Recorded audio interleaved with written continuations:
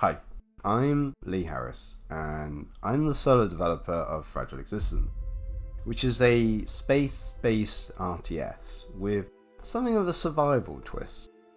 Plus it has aspects of what makes 4X titles so compelling, like empire management and research, and sort of directing your units in this constant kind of risk versus reward kind of fashion.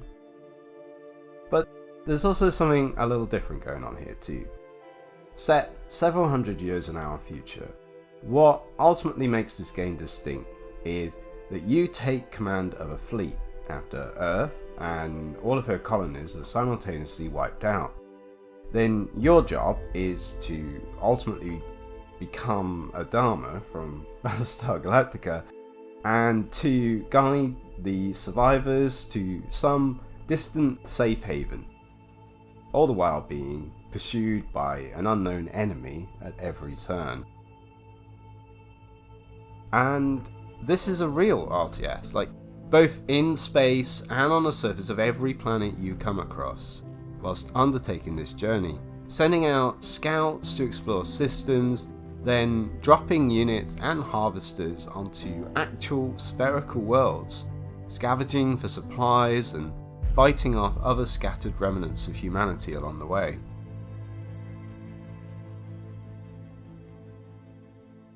Early prototyping on Fragile Existence actually began way back in May 2020, just as the first lockdown was being put into effect here in the UK. Before this, I was actually teaching science, believe it or not, and I'd apparently chosen that moment to move on to something new. But suddenly the job opportunities were starting to dry up, and as a bit of a side distraction, I just sort of decided I was going to start to learn to use the Unity game engine. Now, I'd used Unreal before, and mostly blueprint type stuff, but Unity looked really interesting, and I was a fairly decent programmer already. If you don't know, Unity is C#. And I sort of basically came up with the idea to try and put together like a little portfolio of little game pieces, so that I can mention that on the CV and essentially worm my way into the game dev industry, because that sounded like a pretty fun place to be. It turned out that I never really got around to making more than one portfolio piece. The first thing I really worked on was the idea of a spherical environment with a planet at the center and the ships moving around it in circular paths. Not quite orbiting per se, but moving around a planet as if they were adjusting their orbit, whilst still having a specific destination point that they would then hold position above. Now ultimately this is like having a two-dimensional grid that you've wrapped around a sphere, and it lets you move ships in orbit through pretty much traditional RTS click to move type controls, and everything pretty much stays where you expect it to be. Now I did originally try out having ships moving in real orbital paths around planets, but it just gets needlessly complicated and I very quickly lost any interest in going down that route. This is much more homeworld inspired and gamified, if you want to say that, but the spherical environment is important here since the goal is to be able to interact directly with the world below.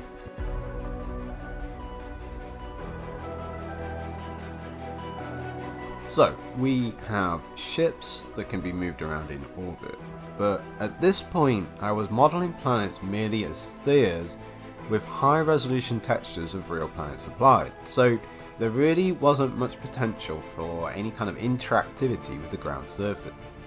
This led to a lengthy research phase where I looked into the technical side of planet generation, much akin to that you sort of see in Spore or much more recently in something like Planetary Annihilation. The common approach is that you kind of stretch out a cube into a sphere, or a so-called quad sphere, and you do this because it means you get more control of how accurately textures can be mapped onto the surface. Many games featuring spherical worlds will then use procedural generation to create height variation across the surface. So you use random noise of some sort to determine where, like, the oceans are, where the mountain peaks on a planet land up. But ultimately I ended up experimenting with something called Voronoi noise, which allows you to create these like cell-like regions, and you can have more specific data attached to that. Like, you can label the biome type or the average temperature of each of these cells, and that gives you the ability to simulate more interesting climate or tectonic model, and let the planet generation be built upon that metadata instead of like a pure random simulation.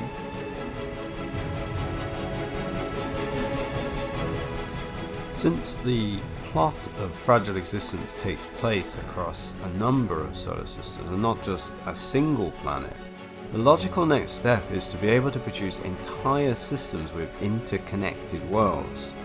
Now, there are a few technical hurdles to consider here, since game engines don't really like handling massive game worlds, and you need to use a few tricks here and there to give the impression that distances between things are larger than you perhaps might think they are.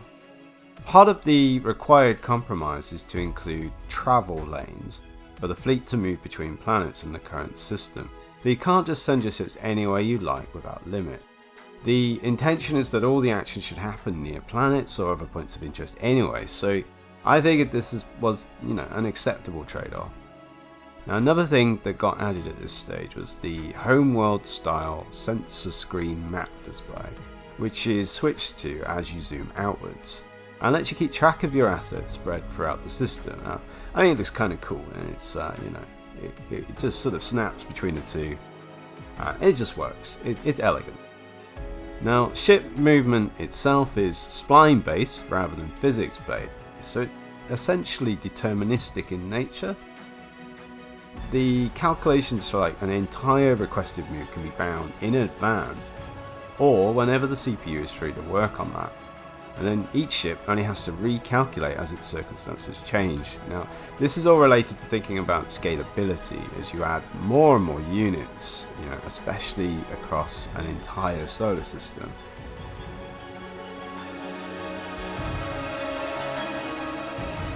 The one thing that truly binds everything together here is the dropship. You anchor your fleet in orbit, then select stored assets to dispatch to a planet's surface, and watch as they get ferried down to the landing zone. When the mission is complete, those same dropships carry your ground units back up to the hangar decks of your capital ships. Early planetary terrain was admittedly pretty basic, and the planet scaling was initially a little too compact, as can be seen from the first reveal trailer footage, which actually featured at Gamescom 21. Warp conduits are also introduced as a way of interacting with the fleet, whilst the next solar system was loaded in the background. Core gameplay components started to filter through from the early prototyping stages, with physicalized inventories and cargo holds for every ship and unit in the fleet, modular components which let you customize and expand your capabilities, and ground-based building and resource gathering starting to be fleshed out. I also partnered up with Texas-based publisher Hooded Horse and released my second trailer on IGN, which featured some of the latest work on ground and orbital combat. Units actually take localized damage, which is visible as parts of the outer hull is stripped away and fires can ignite, which will later need to be controlled. The ground terrain was completely reworked to be based on height brush data, most of which is sculpted in a program called Gaia, and is hooked up to the procedural system to generate hills and mountains which units can traverse directly, and which can block line of sight, giving an edge to those of the higher ground.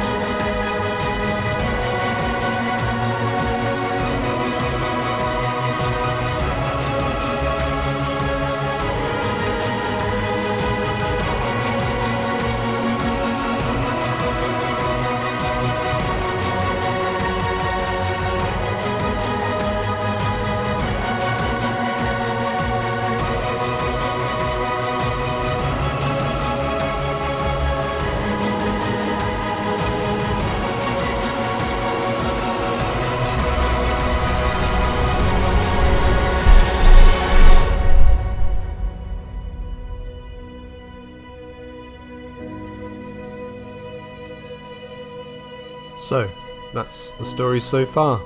Much of the last 2 years has been spent working through the technical side, building a universe, and the not so insignificant goal of creating spherical worlds where pretty much everything has to be custom built and optimized every step of the way for this whole thing to work. As the creation toolset approaches maturity, the game itself is starting to take shape on top of this potentially endless galaxy of systems, planets and moons, as your fleet races to stay ahead of a seemingly unstoppable enemy, to stay alive by whatever means possible. Even if we risk losing what's left of our humanity along the way.